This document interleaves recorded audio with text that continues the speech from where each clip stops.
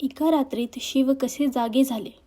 एका रात्रीत संपूर्ण सृष्टी वाचली आणि त्या एका रात्रीला आपण आज महाशिवरात्री असे म्हणतो. ही केवळ उपवासाची रात्र नाही, ही आहे विनाशातून संरक्षणाची रात्र आणि शिवाच्या करुणेचा महान इतिहास.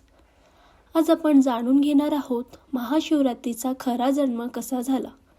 समुद्रमंथनाची सुरुवात. एकेकाळी देव आणि दानव अमृतासाठी एकत्र आले. सागराच्या गर्भात लपलेले अमृत मिळवण्यासाठी मंदराचल पर्वत मथनी, वासुकी नाग दोर, देव एका बाजूला, दानव दुसऱ्या बाजूला. समुद्रमंथन सुरू झाले. सागर ढवळू लागलं, आकाश थरथरू लागलं. देव दानवांना अमृताची आस लागली. अमृताच्या आधी सागरातून बाहेर आले कालकूट विष. ते विष इतके भयंकर होते, त्यांच्या केवळ वाफेनेच देव घाबरले. पृथ्वी जळू लागली, जल विषारी झाले. सृष्टीचा नाश जवळ आला. देव दानव दोघेही घाबरले. ब्रह्मदेव विष्णुदेवही चिंतित पडले. सर्व देव एकत्र झाले. देव म्हणाले, हे महादेव, सृष्टी वाचवा, अन्यथा सर्व काही नष्ट होईल. त्या क्षणी कैलास पर्वतावर ध्यानस्थ असलेले भगवान शिव जागे झाले. शिवांनी विचार केला नाही, शिवांनी अट घातली नाही. कारण शिव म्हणजे त्याग, शिव म्हणजेच करुणा, शिव म्हणजेच सर्वांचा रक्षक. भगवान शिवांनी संपूर्ण कालकूट विष आपल्या हातात घेतले. शिवांनी विष प्यायले, पण ते पोटात गेले नाही. माता पार्वतीने त्वरित शिवांचा कंठ धरला. विष गळ्याशीच थांबले. शिवाचा कंठ निळा झाला आणि तेव्हापासून ते झाले नीलकंठ महादेव.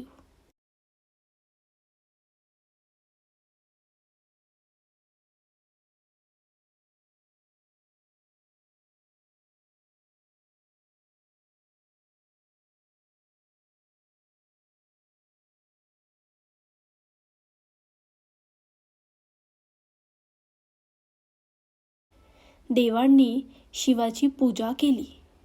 रात्रभर जागरण केले. बेलपत्र, जल, मंत्रांनी शिवाला शांत केले. ती अमावस्येची रात्र होती. ती रात्र शिवासाठी अर्पण झाली आणि तीच रात्र झाली महाशिवरात्री. शिवरात्री म्हणजेच अहंकाराचा नाश, विषासारखा दुःखाचे शमन, आतल्या शिवाला जागे करण्याची रात्र. म्हणूनच म्हणतात, जो शिवरात्री जागतो त्याचे जीवन उजळते. मग शिवरात्रीला काय करावे? रात्रभर शिवनाम जप करावे. बेलपत्र अर्पण करावा. ओम नमः शिवाय या मंत्राचा जप करावा. अहंकार, क्रोध, लोभ, त्याग हे सगळं टाळावे. पार्वती तपस्या व शिवविवाह कथा. एका स्त्रीच्या तपश्चर्येमुळे शिव संसारात आले. ज्याने शिवाला वैराग्यातून गृहस्थाश्रमात आणले ती स्त्री होती माता पार्वती. ही केवळ विवाह कथा नाही, ही आहे श्रद्धा, समर्पण आणि शक्तीची गाथा. आज आपण जाणून घेणार आहोत पार्वती तपस्या आणि महाशिवरात्रीचा दिव्य विवाह. सतीचा त्याग, प्रथम बलिदान. पूर्वजन्मी माता पार्वती म्हणजेच सती देवी. पिता दक्ष प्रजापती, पण शिवावर द्वेष. दक्ष यज्ञात शिवाचा अपमान, सतीचे हृदय तुटले. स्वाभिमानासाठी, पतीसाठी, सन्मानासाठी सतीने योगाग्नीत देहत्याग केले. शिवाचे वैराग्य व तांडव. सतीच्या देहत्यागानंतर शिव पूर्णपणे वैरागी झाले. कैलास सोडला. श्मशानात ध्यानस्थ झाले. त्यांनी रौद्र तांडव केले. सृष्टी हादरली. देव भयभीत झाले. शिव संसारातून दूर गेले तर सृष्टी चालणार कशी? पार्वतीचा जन्म. काही काळानंतर हिमालय राजा माता मैनादेवी यांच्या घरी एक कन्या जन्मली. ती होती पार्वती. देवांनी ओळखले हीच सतीचा पुनर्जन्म. पार्वतीची कठोर तपस्या. लहानपणापासूनच पार्वतीचे मन शिवात गुंतले. पण शिव ध्यानस्थ, वैराग्यात मग्न. पार्वतीने ठरविले, मी तपस्येने शिवांना प्रसन्न करेल. तपस्येचे टप्पे होते वनात निवास, अल्पहार, फळे पाने सोडले, वर्षानुवर्षे उपवास केलं, उन्हात पावसात थंडीत तप. तिने अन्नही सोडले, म्हणून ती झाली अपर्णा. शिवांना तिची परीक्षा घ्यायची होती. वृद्ध ब्राह्मणाचे रूप, शिवांची निंदा.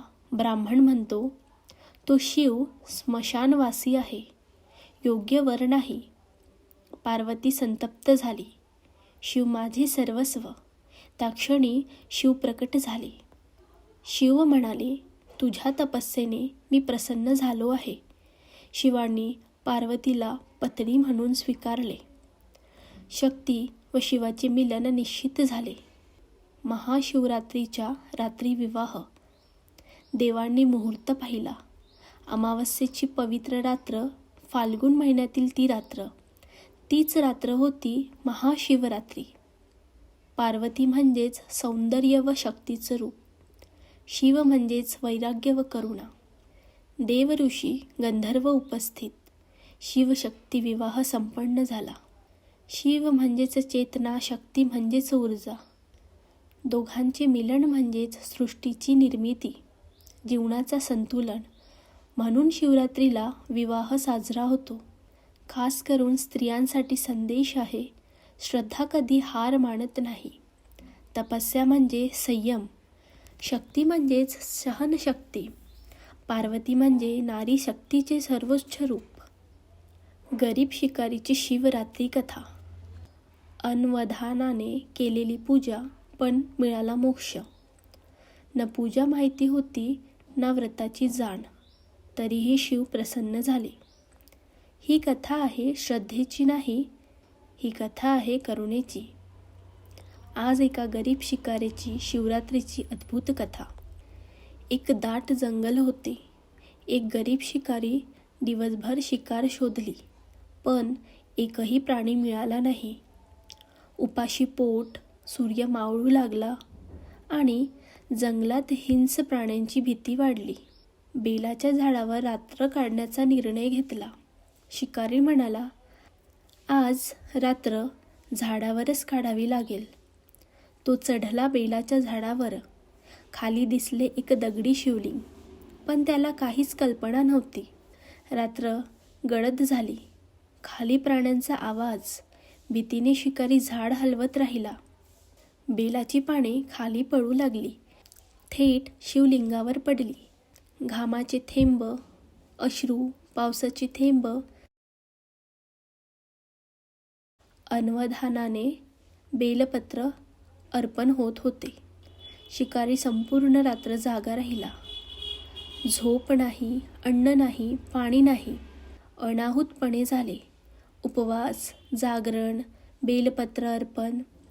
ती रात्र होती महाशिवरात्री. शिव प्रसन्न झाले. कैलासावर नंदी आनंदित झाला. देवगण प्रसन्न झाले. भगवान शिव म्हणाले, या जीवाने अज्ञानातही माझी पूजा केली. काही काळानंतर शिकारीचा मृत्यू झाला.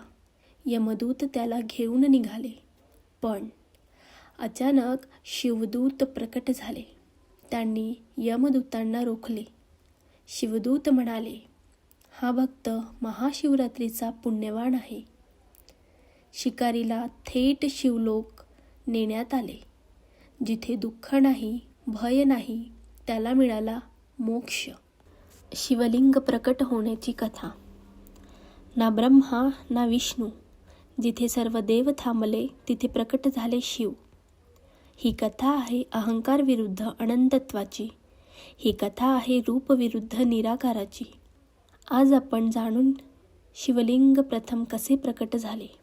ब्रह्मदेव सृष्टीकर्ता, विष्णुदेव पालनकर्ता यांच्यात वाद निर्माण झाला.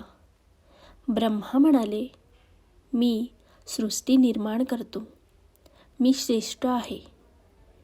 विष्णू म्हणाले, मी सृष्टीचे पालन करतो, मी महान आहे. वाद वाढत गेला, अहंकार जागा झाला. अचानक आकाश व पृथ्वी फाटली. मध्यातून प्रकट झाला अनंत अग्निस्तंभ. तो ना आरंभ ना अंत. तेज इतके प्रखर की देवही थरथरले. आवाज आला, जो माझा अंत शोधेल तोच श्रेष्ठ. ब्रह्मा हंस बनून वर गेले, विष्णू वराह रूप घेऊन खाली गेले. हजारो वर्षे शोध झाला. ब्रह्माला टोक सापडले नाही, विष्णूला मूळ मिळाले नाही. ब्रह्मा थकले. त्यांनी केतकी फुलाला साक्ष बनवले. खोटे बोलले, मला टोक सापडले. पण अग्निस्तंभातून प्रकट झाले महादेव, शांत, अनंत, निर्विकार. शिव म्हणाले, मी ना आरंभ आहे ना अंत, मीच सृष्टीचा आधार आहे. ब्रह्माचा अहंकार मोडला. विष्णूंनी शरणागती पत्करली. ही घटना घडली फाल्गुन महिन्याच्या अमावस्येच्या रात्री. तीच रात्र झाली महाशिवरात्री. त्या दिवशी शिवलिंग रूपात पृथ्वीवर प्रकट झाले. महाशिवरात्रीची व्रतकथा. हे व्रत केल्याने मिळतो अखंड सौभाग्य, पतीचे दीर्घायुष्य, घरातील शांती आणि माता पार्वतीचा आशीर्वाद. ही कथा प्रत्येक स्त्रीने ऐकावी अशी आहे. महाशिवरात्री व्रतकथा स्त्रियांसाठी खास. महाशिवरात्री म्हणजेच केवळ उपवास नाही, ती आहे शिवशक्ती मिलनाची रात्र. पुराणानुसार या दिवशी व्रत करणाऱ्या स्त्रिया अखंड सौभाग्य प्राप्त होते. एकेकाळी एका नगरात एक अनंत गरीब पण पतिव्रता स्त्री राहत होती. पती आजारी, घरात दुःख. त्या स्त्रीने ठरवले, मी महाशिवरात्रीचे व्रत करीन. उपवास, रात्र जागरण, शिवपूजन. रात्री एक चमत्कार झाला. माता पार्वती प्रकट झाल्या आणि म्हणाल्या, तुझ्या श्रद्धेने आम्ही प्रसन्न आहोत. पती निरोगी झाला. घरात सुख, शांती नांदू लागली. पार्वती म्हणाल्या, जो महाशिवरात्री व्रत करते त्याला मी स्वतः आशीर्वाद देते. म्हणूनच हे व्रत स्त्रियांसाठी विशेष फलदायी आहे. व्रताचे काही नियम आहेत. ब्रह्ममुहूर्तात स्नान करावे, स्वच्छ साधे वस्त्र परिधान करावे, उपवास करावा, शिवलिंगावर जल, दूध, बेलपत्र अर्पण करावे, ओम नमः शिवाय याचा जप करावा. शिवरात्रीच्या दिवशी काय करू नये? खोटे बोलणं टाळावे, क्रोध, वाद, शिवनिंदा, तामसी आहार, रात्र झोपणे हे शक्यतो टाळावे. रात्री जागरण म्हणजेच अज्ञानातून जागृती, दीप, जप, भजन. विवाहित स्त्रियांनी व्रत केल्यास पतीचे आरोग्य चांगले असते, तसेच सौभाग्य वाढतं. तसेच अविवाहित स्त्रियांनी व्रत केल्यास योग्य वर मिळतो, सुखी विवाह लाभते. महाशिवरात्रीची 4 प्रहर पूजा. एका रात्री 4 प्रहर आणि 4 वेगळे फळ, जी रात्र संपूर्ण जीवन बदलू शकते. महाशिवरात्री म्हणजेच केवळ उपवास नाही, ती आहे आत्मशुद्धीची संधी. 4 प्रहर पूजेचे महत्त्व. महाशिवरात्रीची रात्र 4 प्रहरांत विभागली जाते. पहिला प्रहर 3 तासाचा असतो. तसेच संपूर्ण रात्र म्हणजेच 4 प्रहर.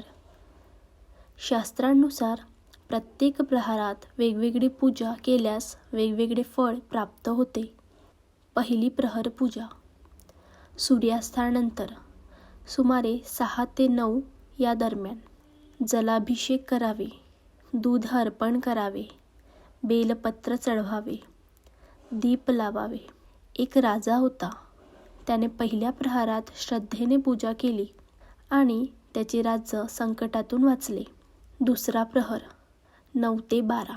दही मध अर्पण करावे, मंत्रजप करावा, धूप दाखवावे.